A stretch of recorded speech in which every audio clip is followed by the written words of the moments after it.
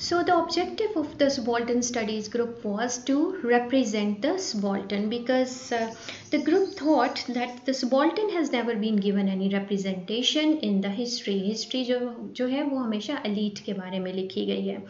यहाँ पे जो है वो स्पिवक की फिर एंट्री होती है and she questions Goho and the group that can the subaltern really be represented, क्योंकि जो स्पिवक की बेसिक assumption है, she thinks you can never represent the subaltern. Whenever you try to represent the subaltern, ultimately you end up representing your own self.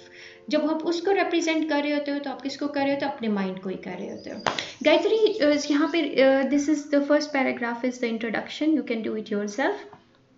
So coming towards the essay, can the subaltern speak by Spivak relates to the manner in which Western cultures investigate other cultures. So यहाँ पे what she is doing इस essay के अंदर she has criticized not only the elite class, the elite intellectual who thinks like Goho, who thinks that they can represent the subaltern, but she also criticizes the colonizers. European को भी वो criticize करती है who came in the name of civilization and फिर उन्होंने जो है वो they categorized means that they yoked all the rest of the world in this category of other. उनको other की category में डाला and they thought they can represent this other.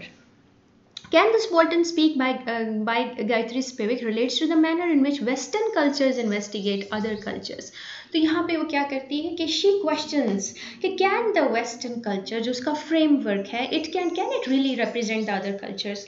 हमें जो उन्होंने stories लिखी, जो Indians के बारे में लिखी, जो Africans के बारे में लिखी, वो अपने जो एक जो है framework था, उनके अपने mind का जो framework था, वो उसके मुताबिक जो what they wrote what they saw, what they heard, जो उनके दिमाग ने उनको दिखाया उन्होंने वो लिखा.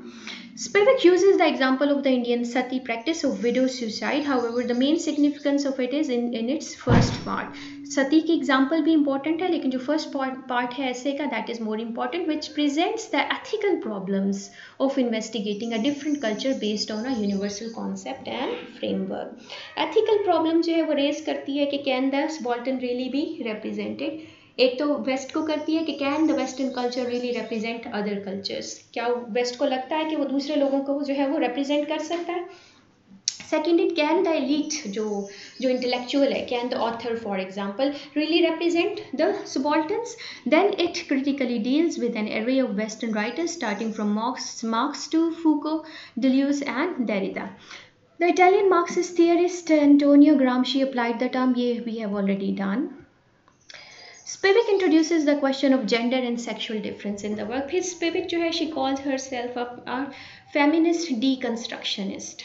Subaltern जो है वो subaltern women भी एक subaltern है. अगर मेल और फीमेल का कॉन्टेक्स्ट में देखें तो female are weak तो they are also subaltern. Spivak introduces the question of gender and sexual difference in the work. Subaltern, according to Spivak, are those who belong to the third world countries. It is impossible for them to speak up as they have been yoked together in essential categories, notwithstanding their heterogenic status. According to Spivak, and we know as well कि even जो है वो one woman is different from the other. जो है वो एक class दूसरे से डिफरेंट होती है, जेंडर्स डिफरेंट होती हैं, रेसेस जो है नस्लें डिफरेंट होती हैं. So they can not be all yoke together in one essential category of other, जैसे यूरोप ने किया, सबको एक अदर की कैटेगरी में डाल दिया. So she questions that. One must nevertheless insist that the colonized subaltern subject is irretrievably heterogeneous. She says ये जो other है वो homogeneous नहीं है, they are different from each other. Declares Spivak, can this difference be articulated? And if so, by whom? क्या ये difference articulate हो सकता है? अगर तो हम subaltern हैं और हम अपने लिए नहीं बोल सकते और ये कि हम हेट्रोजेनस हैं, तो क्या ये जो डिफरेंस है कोई शख्स है जो उसको रिप्रेजेंट कर सके, हमें रिप्रेजेंट कर सके? If so by whom? That is her question. Spivak uses deconstruction to examine how truth is constructed. Truth किसका होता है? हमेशा पावरफुल का होता है, अपर क्लास का ट्रूथ है. इसी तरह से मेल फीमेल में it is always the truth of the male. जो उसके लिए सच है वो दूसरे के जो कमज़ोर है उसके लिए भी सच होना चाहिए. Thus she states some of the most radical criticism coming out of the West today is the result of an interested desire to convert the subject of the West or the West as subject. अभी क्या debate है waste की कि वो अपने आप को subject बना लेता है, खुद को सेल्फ बना लेता है, बाकी अदर हो जाते हैं. She takes the example of सती.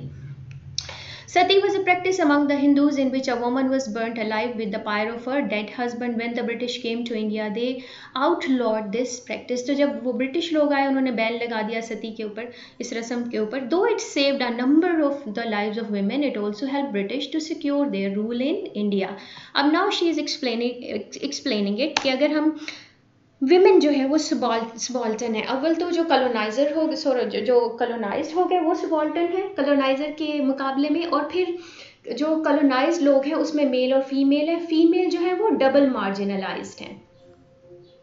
तो उसमें गो की सती की जो रस्म है उसमें काफ़ी लोगों की, औरतों की जान बच गई. But still she says they were not represented because the British said, however, the outlying of this practice had a complete absence of Indian women's voice. क्योंकि ब्रिटिश ने औरतों से तो नहीं पूछा था कि आप इस रस्म को बंद करवाना चाहती हैं या नहीं चाहती हैं. According to British, white men saved brown women from brown men. This statement created a truth that Indians are barbarians and British on the other hand are civilized, and hence their rule is justified over the Indians. तो women को represent करने के चक्कर में उन्होंने क्या किया, अपने आप को जस्टिफाई कर लिया, अपना रूल जो है वो जस्टिफाई कर लिया कि वी आर राइट. अगर हमने इस इंडिया को इन्वेड किया वो तो सही किया, क्योंकि यहाँ के जो मेल है वो जो है वो बारबेरियंस हैं.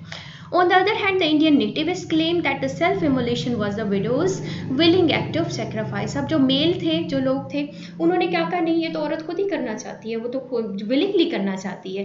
This was an effort to maintain their patriarchal supremacy over the women. क्योंकि वो नहीं चाहते, वो भी चाहते थे उनकी supremacy जो खातून पे कायम रहे. Thus both the colonizers and the nativists used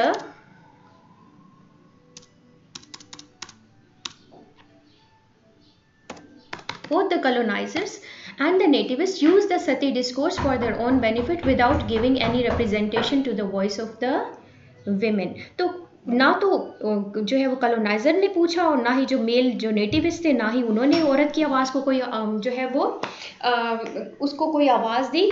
both thought के दे वर रिप्रेजेंटिंग द वुमेन, लेकिन जो औरत की खुद की आवाज़ है वो गायब है. तो both of them they use this discourse, ये जो सती का डिस्कोर्स है अपने फायदे के लिए यूज़ किया. Spivak criticizes Foucault and Deleuze for committing epistemic violence, that is projecting Eurocentric knowledge onto the third world countries. Eurocentric वही है, Eurocentric framework उन्होंने यूज़ किया और third world countries को represent किया. She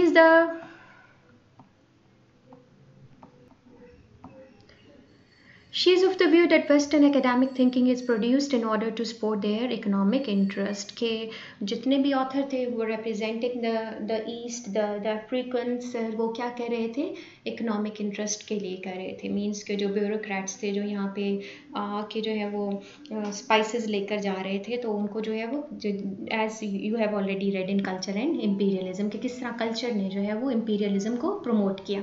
Thus the knowledge is like any other commodity that is exported from Europe to the third world countries. Knowledge is never innocent. Knowledge कभी innocent नहीं होता, क्योंकि reality हमेशा impose की जाती है. It expresses the interest of its producer. जो शख्स भी knowledge को produce करता है वो अपने interest में करता है, अपने फ़ायदे के लिए reality को बनाता है. This westernized knowledge tends to construct our identities, and for the third world people Europe becomes the ideal. Europe ने जब हमें represent किया तो अपने फ़ायदे के लिए किया और अपने आप को superior show कर लिया और हमारे लिए ideal बन गया.